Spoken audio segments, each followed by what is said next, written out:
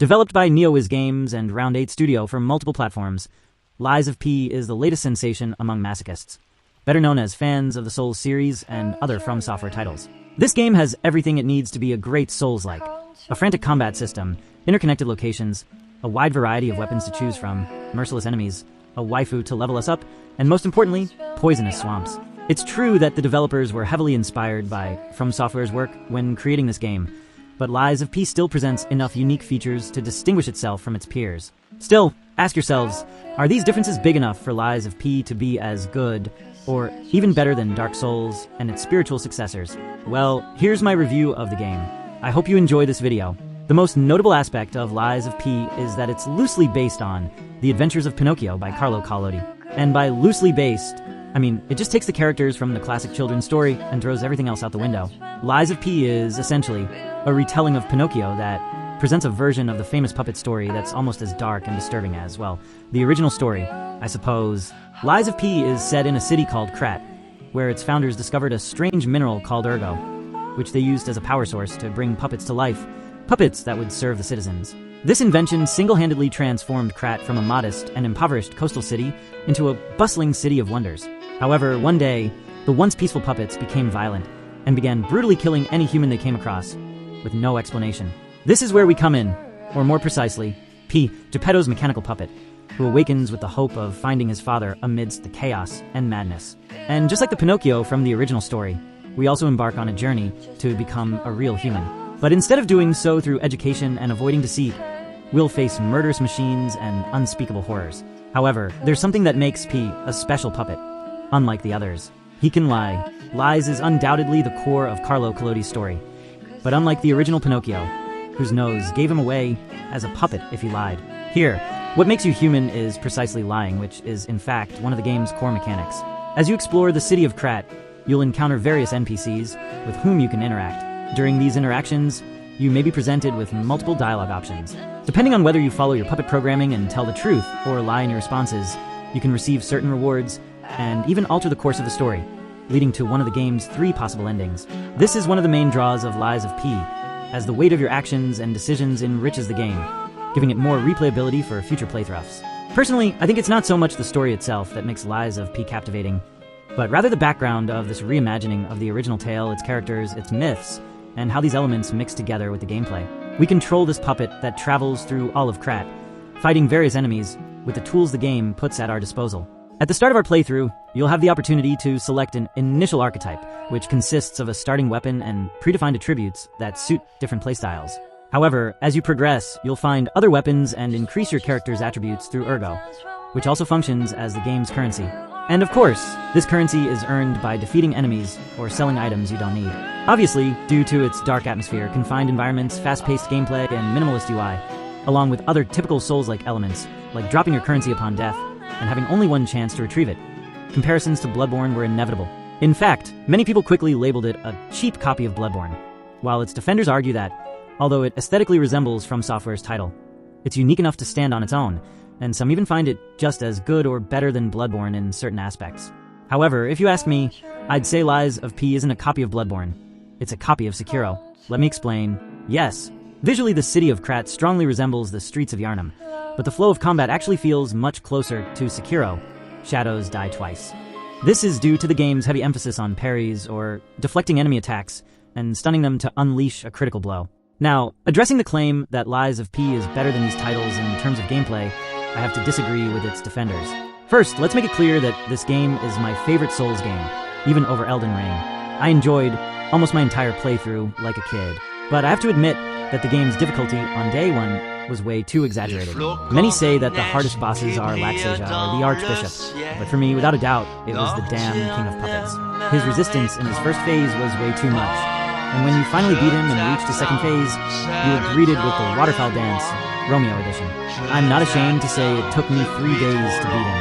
The reason I don't think Lies of P's gameplay is as good as FromSoftware Souls games is because, even by Souls-like standards, Lies of P is extremely difficult for several reasons. To begin with, no matter how light or fast your weapons are, all your attacks are abysmally slower than most of the enemies in the game, and it's even worse if you carry a heavy weapon.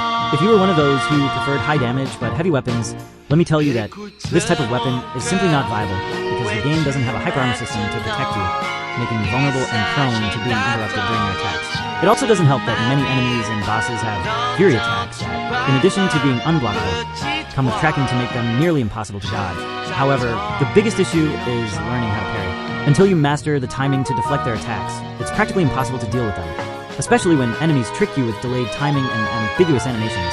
Speaking of the enemies and bosses in Lies of P, believe me when I say that the easiest bosses in this game could easily pass as the hardest bosses in any FromSoftware game. All the aforementioned factors affect these battles, making them so tough and frustrating that you reach a point where you say, you know what, fuck this shit, I'm going to summon the Spectre and let him handle everything. The battles get even tougher from the middle of the game onward, when most bosses start having 2 phases, or even 2 health bars. I don't usually say a Souls-like is unfair or has artificial difficulty, but Lies of P is the exception. In some specific boss fights, it does have some artificial difficulty. Beyond all that, I didn't quite understand why Lies of P felt unfair at times compared to other games, especially because Elden Ring also handles a lot of enemies with delays built into their attacks. But I think I found the reason, and it all comes down to the parry system. The parry consists of performing a perfect block, which is done by pressing the block button right before the enemy's attack connects with you, just like in Sekiro. But here, the parry is different. To perform a successful deflection in Lies of P, you have to press the block button right when your enemy is about to attack, not when the attack is about to hit you. And that's where the game's parry system clashes with the enemy attack delays. In Sekiro and even Elden Ring, regardless of how delayed the enemy's attack animations are, as long as you block right before the attack hits you, you'll perform a successful deflection. But here, since the parry depends on the movement prior to the attack, it makes the deflection timing much more confusing and even more unforgivingly precise than in Sekiro. Just to give you an idea, out of the 60 frames per second that Sekiro runs at, the game gives you 12 frames to perform your parries, which is reasonable. Lies of P, on the other hand, only gives you 8 out of 60. And due to the heavy reliance on this mechanic to survive in Krat, mastering it becomes more of a chore than enjoyable. So no, Lies of P, at least in terms of its combat system, is not superior to the titles it draws inspiration from. And I say this even though it's my favorite Souls-like game.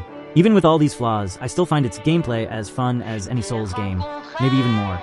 And of course, there's the satisfaction the game makes you feel when you finally defeat that boss who stopped your progress for hours. That's an achievement no one can take away from it. It's true that Lies of P contains mechanics similar to those in Souls games, and yes, they could have been implemented better, but it's still a new game with its own unique mechanics that, fortunately, more than make up for its flaws. One of the coolest features of Lies of P is the ability to customize your weapons, which are divided into 2 components, the blade and the handle. You can take these apart and mix them in different ways to find what works for you.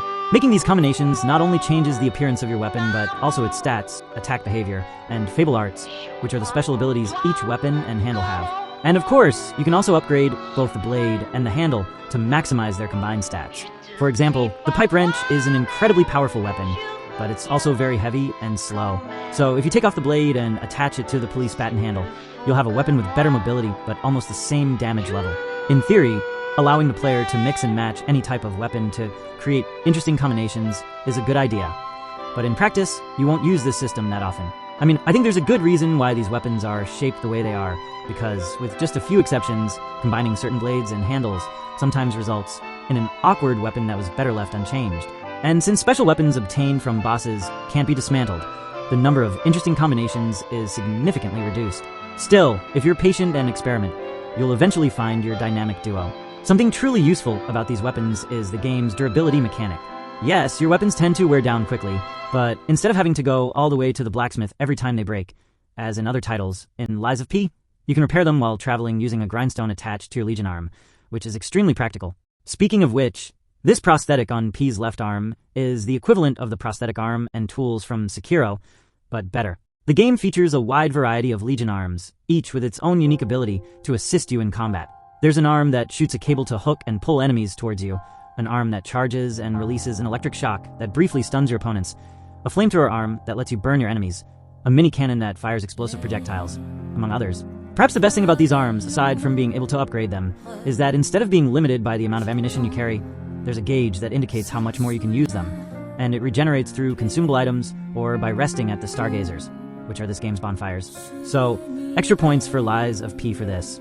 As for the map, despite the fact that progression in Lies of P is fairly linear, the city of Krad is quite expansive and full of explorable locations that will reward and punish your curiosity, whether it's with hidden special items or secret boss battles. Each of these locations has its own theme, features a wide variety of enemies, and interconnected sections that make the journey and exploration very satisfying. But this level of interconnectivity goes beyond just unlocking a previously closed door that connects two different areas. The Hotel Krad, where you can rest and interact with other NPCs, serves as the game's central hub. From here, you can go to other points in the city, but the beauty of the level design in this game is that no matter how far you think you are from the hotel, in one way or another, all of these locations are linked to it. As proof of what I'm saying, once you have to go to the factory, you must follow a seemingly linear path until you reach the Malum district. And trust me, getting there takes quite a while, several hours in fact. But the surprising part about reaching this area is that if you enter this house after defeating the elder brother of the Black Rabbit Brotherhood, you'll find an elevator that leads to this weird NPC who has a money tree next to him, and beside that is a hallway that takes you directly to the Hotel Krad. When I realized this, my mind exploded. I couldn't do anything but stand there, jaw dropped, in awe of how the world of Lies of P is constructed. Honestly, I think it's one of the most underrated aspects of the game. And of course, in a city as large as this, it was to be expected that there would be side quests waiting for you. Just like in many Souls games, these can only be found if you actively search for them, as they're often very easy to overlook and miss until you start New Game Plus. But if you do find them and want to get some juicy rewards, don't hesitate to complete them, especially the telephone quest. In this mission, you have to answer payphones in certain areas and respond to the riddles posed by the lunatic on the other end of the line.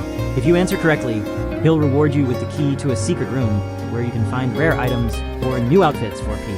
And trust me, getting to the end of this quest is very rewarding. To wrap things up, I just want to say that the music in Lies of P will make you fall in love with the game. Whether it's the atmospheric tunes of certain areas, the epic boss battle themes, or the beautiful and melancholic songs from the vinyl records you can play on the hotel's gramophone, there's no doubt that Lies of P has one of the best soundtracks ever to grace a Souls-like. It's true that I was a bit harsh on this game in certain aspects, and I'm sorry if my perspective differs from yours. But if you like the game, don't forget this is my favorite Souls game. Your favorite game doesn't have to be a perfect game. Honestly, I'm happy that the game did well, to the point where a DLC expansion and a sequel have already been announced, which I'm eagerly awaiting. So we'll be getting more Lies of P content in the future. The game has received updates that have made it more manageable compared to the day one version, which felt like a kick in the balls. It's impossible for me not to recommend it to anyone who's fallen in love with FromSoftware games and the other titles they've inspired over the last decade. So please be a good kid and play Lies of P. But hey, that was my opinion based on my experience, so if you think differently, I invite you to share your opinion in the comments.